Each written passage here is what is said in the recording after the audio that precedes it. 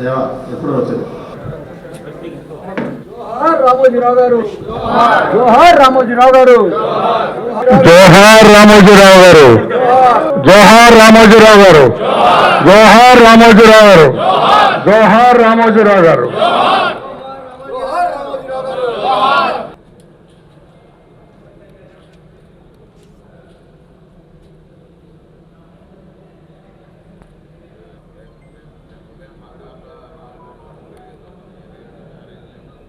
ఈరోజు చాలా దుర్దినం. తెలుగు ప్రజల మనస్సులో బాధ పెట్టిన రోజు. 1936లో కృష్ణా జిల్లాలో ఒక మారుమూల కుర్గాంలో పుట్టిన స్వర్గీయ చెరుకూరి రామోజీరావు గారు అంచెలంచెలుగా ఎదిగి ఈనాడు ప్రపంచ స్థాయి గుర్తింపు తెచ్చుకున్న వ్యక్తి. ముఖ్యంగా పత్రికా రంగంలో కానీ సినీ రంగంలో కానీ ఆయన పేరు స్వర్ణాక్షరాలతో లిఖింపబడే పరిస్థితి తెచ్చుకున్న మహానుభావుడు స్వర్గీయ చెరుకూరి రామోజీరావు గారు. మొట్టమొదటి నుంచి కూడా ఆధునిక భావాలు, ప్రపంచీకరణ వైపు ఆయన ఎంతో కృషి చేసిన వ్యక్తి స్వర్గీయ రామోజీరావు గారు.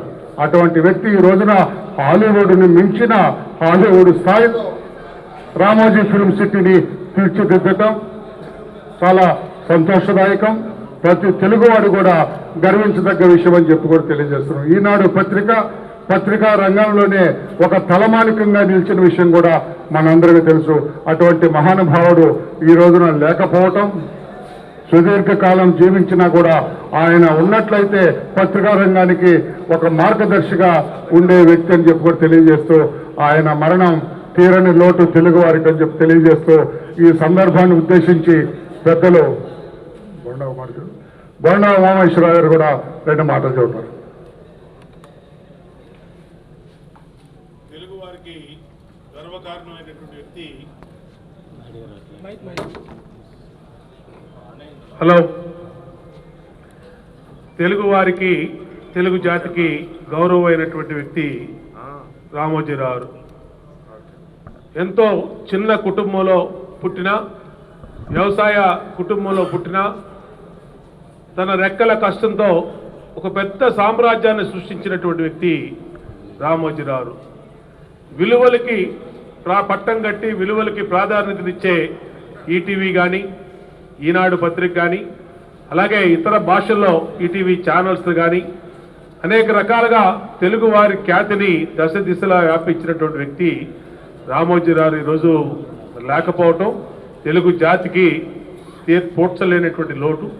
ఈరోజు అటువంటి లోటుని తెలుగుదేశం పార్టీ జాతీయ అధ్యక్షులు మరి ఎన్డీఏ సమావేశాలకి ఢిల్లీ వెళ్ళినా ఇవాళ హుటాహుటిన బయలుదేరి హైదరాబాద్ వచ్చి ఆయన రామోజీరావు పార్థివ శరీరాన్ని ఘన నివాళులు అర్పిస్తూ, అట్లా ఇక్కడ రాష్ట్ర కార్యాలయంలో అచ్చెన్నాయుడు గారు, రాష్ట్ర అధ్యక్షుడు అచ్చెన్నాయుడు గారి ఆధ్వర్యంలో మరి అందరూ కూడా లీడర్స్, ఎమ్మెల్యేలు, నాయకులు అందరూ కూడా బాధాతప్త హృదయంతో రామోజీరావు గారికి రోజు శ్రద్ధాంజలి ఘటిస్తూ చేసినటువంటి కార్యక్రమం. మరి ఈ రోజున ఆయన ఎన్నడూ కూడా మరవలేని ఆ మహానుభావునికి మరొకసారి ఘన నివాళులు, శ్రద్ధాంజలి, ఆయన ఆత్మకు శాంతి చేకూరాలని కోరుకుంటూ సెలవు తీసుకుంటాం. ధన్యవాదాలు బొండా ఉమామహేశ్వరరావు. ఇప్పుడు పెద్దలు, మనందరికీ మార్గదర్శకులు, తెలుగుదేశం పార్టీ రాష్ట్ర అధ్యక్షులు మాన్యశ్రీ కింజరాపు అచ్చెన్నాయుడు గారు.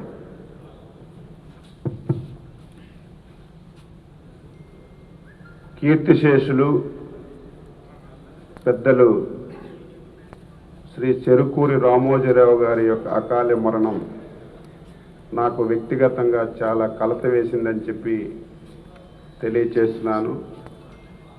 రామోజీరావు గారి మరణం ఏ ఒక్క వ్యక్తికో నష్టం కాదు, యావత్ తెలుగు జాతికి, ముఖ్యంగా దేశానికి తీరనటువంటి నష్టం జరిగిందని చెప్పి తెలియచేస్తున్నాను. ఒక సామాన్యమైనటువంటి కుటుంబంలో పుట్టి ఒక అసామాన్యమైనటువంటి వ్యక్తిగా ఎదిగినటువంటి వ్యక్తి ఎవరైనా ఉన్నారంటే అది రామోజీరావు గారికే చెల్లుతుందని చెప్పి తెలియచేస్తున్నాను. నిబద్ధతతో, అంకిత భావంతో, నమ్మిన సిద్ధాంతానికి పనిచేసినటువంటి వ్యక్తి. ఆయన సుదీర్ఘ ప్రయాణంలో ఎన్నో ఆటుపోట్లను ఎదుర్కొన్నాడు, ఎన్నో అవమానాలను ఎదుర్కొన్నాడు, ఎన్నో ఇబ్బందులను ఎదుర్కొన్నాడు. కానీ నమ్మిన సిద్ధాంతాన్ని వదలకుండా చివరి శ్వాస వరకు సమాజం గురించి పనిచేసినటువంటి వ్యక్తి రామోజీరావు గారని ఈ సందర్భంగా తెలియచేస్తున్నాను. వ్యాపార రంగంలో కానీ, సినీ రంగంలో కానీ, పత్రికా రంగంలో కానీ ఏ రంగాన్ని ఎంచుకున్నా ఆ రంగానికే వన్నె తెచ్చినటువంటి వ్యక్తి. వ్యాపార రంగంలో ప్రియా ఫుడ్స్ స్థాపించారు, మార్గదర్శి చిట్ ఫండ్స్ పెట్టారు. అందులో ఎన్నో వేల లక్షల కోట్ల మందికి ఉపయోగపడి ఆ వ్యాపార రంగాన్ని అభివృద్ధి చేశారు. సినిమా ఇండస్ట్రీ ఉంది, ఈ దేశంలో ఎక్కడా లేనటువంటి అన్ని హంగులతో ఒక బ్రహ్మాండమైనటువంటి స్టూడియోను నిర్మించి దేశంలో, ప్రపంచంలో తెలుగువారికి పేరు తీసుకొచ్చినటువంటి వ్యక్తి. ఈనాడు పేపర్ పెట్టారు.